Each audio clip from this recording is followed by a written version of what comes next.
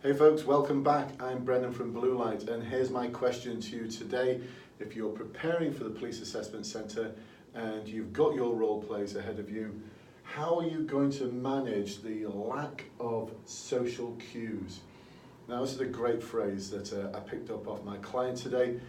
So here we are in York at the Marriott Hotel, the Management Centre. Just finished a day of one-to-one coaching with a client who's preparing to join Lincolnshire Constabulary. They're an amazing client. They're doing everything right. They've been a cadet, they've done a criminology degree, they're working for the constabulary at the moment, they've done all sorts of things that are just going to ensure that they are going to nail it. But the difficulty being is you've got to get through this assessment centre. It's the most bizarre thing ever. Don't just take my word for it. Ask people who've been to the assessment centre before, and they're going to share with you that it's the most bizarre day that you're ever going to have. Some people have referred to it as the oddest day you hope you'll never have again. And if you're one of my clients, you won't have it again as long as you do what I ask you to do. So one of the things I do at the very start of the day is a bit of a diagnostic, and we try out the Rose role play to see how we manage some of the challenges and conundrums in that particular role play. And you're going to get 4 role plays on the day, and this is how they're going to work. You're going to go into a corridor that's got various rooms going off it. There's going to be a table outside each room. Your preparation material is going to be there on the table. You've got an A4 piece of paper and a pencil or a pen. 5 minutes to prepare, and then a buzzer's going to go. You stand by the door, buzzer will go, and then you walk into the role play room and you deal with the role player, who will be sat down. There'll be an assessor there as well, and maybe a quality assurer there, and you've got 5 minutes to nail it. Buzzer will go. You hand back your prep sheet that you can take in with you, and then you go on to the next one. Repeat again. You repeat that 4 times. That's 40 minutes without a break of role plays. It's quite pressured. And you're dealing with role players that, as my client did today, she said there were no MVCs, there's no social cues coming from you. And that was really hard. That was really hard to deal with. Because the thing is, we've been brought up, right from being 1 minute old, we've been brought up to learn how to access the social cues. I mean, you can work out when people are upset without them telling you that they're upset. You can work out when people are happy without them telling you that you're happy, because of the non-verbal communication, because of the social cues.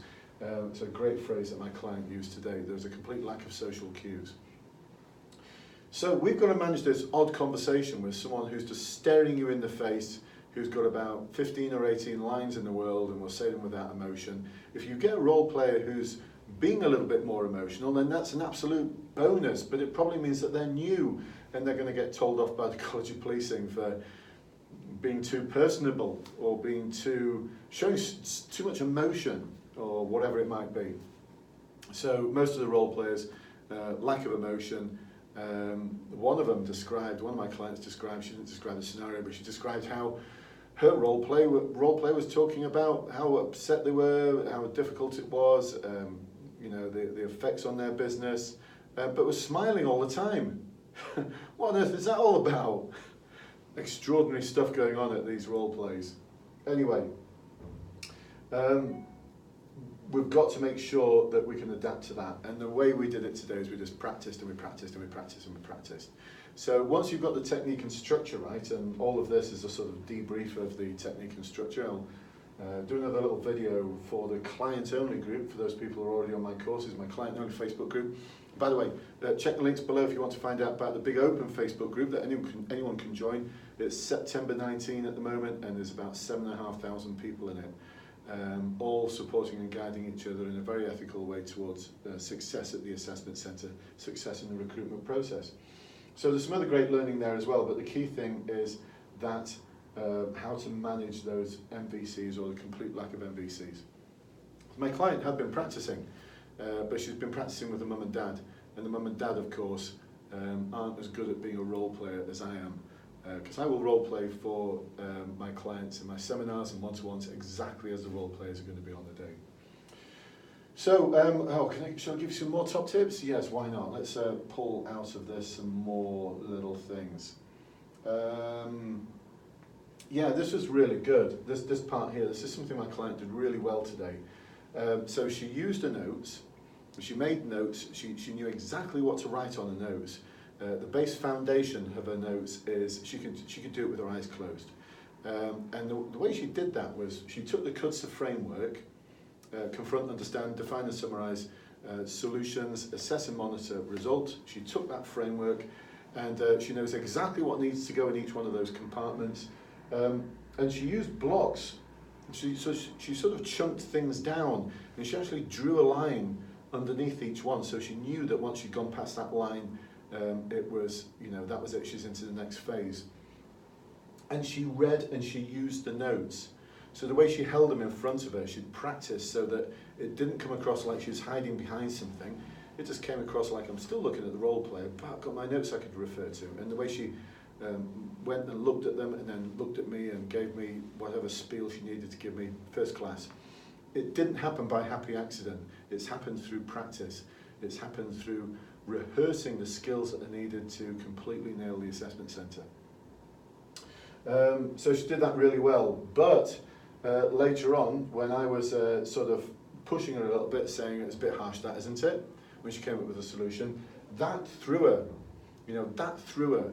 And by throwing her like that, she said there, it made me question myself. So what she did then is she moved into the assess and monitor phase without finishing her solutions, even though on her notes she had some really good solutions written down. She went into the assess and monitor phase. That was about 5 minutes. I let her continue and she talked about some more solutions, but there were really good solutions. So be prepared for that as well. Be prepared for the role player trying to knock you off kilter by saying something that's going to make you think, make you feel like you're going down the wrong road. And you're not, because that's the only line they've got. Listen, I don't know when you're watching this, but you could have the solution to Brexit for them, and they're still going to go, well, is that the best you can do? You're just going to get bland comments off them. It is unlike any conversation you've ever had in your life.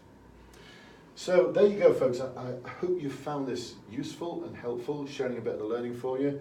There's a little bit more scribble there, some more scribble here, some really good stuff here about how to counter that bit harsh type comment in a way that's going to really put the comment back in the lap of the role player. They are not going to have lines for this one, by the way. So if you're one of my clients, nip over to the Client Only Facebook group where the rest of this video will continue. And you'll get like part 2, which will talk about some other things there, especially around questioning skills, which, by the way, my client had to a T, except for when I threw her with things. Even though she had the questions written down on her prep sheet, she was still missing them out at times. So there's some techniques you can utilise here to make sure that you're nailing it every time, all the time, with your questions. So I hope you enjoyed this and got something out of it. Check the links below.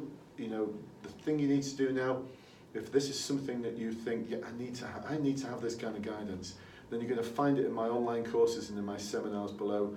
I'm not doing any more one-to-one coaching until January 2020. Sorry, folks, my diary is just not going to allow for it. So links below to those courses, option 1 of the online course or option 1 to the seminar. The seminars where we practice all the cool stuff. There's no PowerPoint presentation, it's just practicing role plays, practicing interview skills. Oh goodness, a siren out there, hope everyone's okay. So those are the links below, option 1, and a link to my Facebook support group. If you want to join that, you just need to answer a question about why you want to be a member of that group. I shall see you soon. Bye bye for now.